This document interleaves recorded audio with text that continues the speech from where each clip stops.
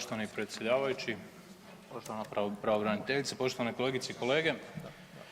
Danas se još jednom bavimo utjecajem koronavirusa na naše živote, društvo i okolinu.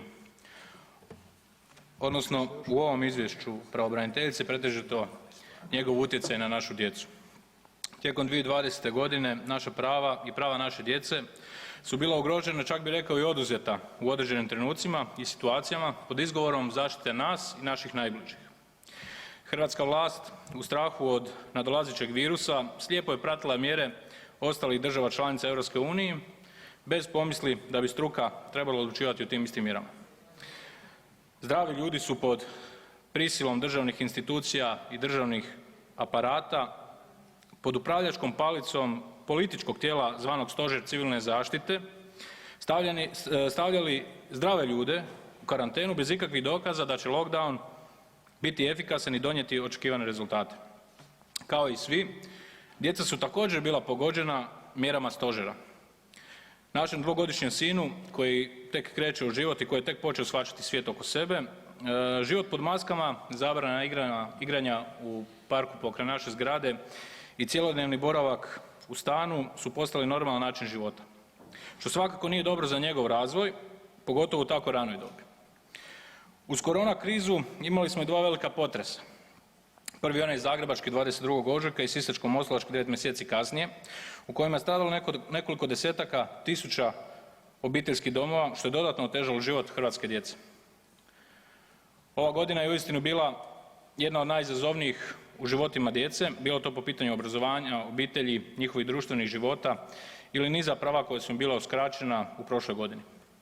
Oko većine ovoga izvješća pravobraniteljice Pirnat Dragičević se mogu složiti, ali postoji nekoliko po meni ključnih tema i događaja na koje želim skrenuti pažnju, a na koje po mojem mišljenju pravobraniteljica nije posvetila dovoljno vremena i truda. Prvo je pasivnost nakon tragičnog događaja stradanja djevojke tijekom zagrebačkog potresa i neprimjerenih komentara vladajućih moćnika. U trenutku nacionalne tragedije i žalosti za preminulom djevojkom bolesni umovi, koji danas evo ne sjede ovdje u Saboru, smatraju primjerenim prebrojavati krvna zrnca njezinih roditelja. A vaš odgovor na to je bio da ne trebamo dizati tenziju u tom trenutku te da moramo dopustiti roditeljima vrijeme za tugovanje bez poticanja napetosti i sukoba, što je normalno, razumljivo i zdravorazumski za sve nas, osim za etno biznismene koji žive od takvih priča i koji su nastavili s istom retorikom i argumentima 9 mjeseci kasnije kada su još jednom išli u prebrojavanje krvnih zrnaca nakon potresa koji je pogodio Sisačko-moslavačku županiju. Smatram da ste trebali, kao i kod drugih brojnih primjera koje ste u vašem izvješću naveli, spomenuti ovakve neumjesne komentare koje dovode do dodatne podjele u Hrvatskoj i često dovode djecu u preispitivanje samih sebe i svojih obitelji. Drugi primjer koji želim spomenuti, a koji se događa svaki vikend diljem Hrvatske, došao je u fokus javnosti nakon 17. listopada prošle godine prilikom ulaska na stadion Maksimir prije utakmice Dinama i Gorice.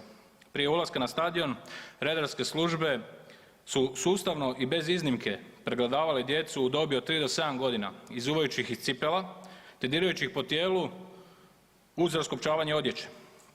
Kao što sam već napomenuo, ovakvom postupanju redarskih službi na nogometnim utakmicama imali smo prilike svjedočiti diljem Hrvatske na nešto starijoj djeci, tj. srednjoškolcima.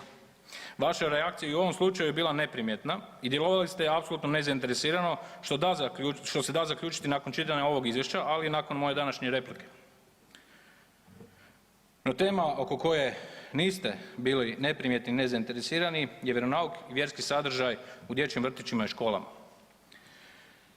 Sudeći po vašoj angažiranosti i medijskim istupima, izborni predmet vjeronauk je jedan od najvećih problema koja djeca imaju u obrazovanju bez obzira na jako malu zastupljenost u prijavama. Kao probleme ovog izbornog predmeta navodite manjak alternativnih izbornih nastavnih sadržaja za djecu koja ne pohađaju vjeronauk, ali je zanimljivo da u izvješću nigdje ne spominjete ostale izborne predmete koji imaju znatno manju zastupljenost učenika, a samim time i puno veće probleme oko zbrinjavanja onih koji ne pohađaju te predmete.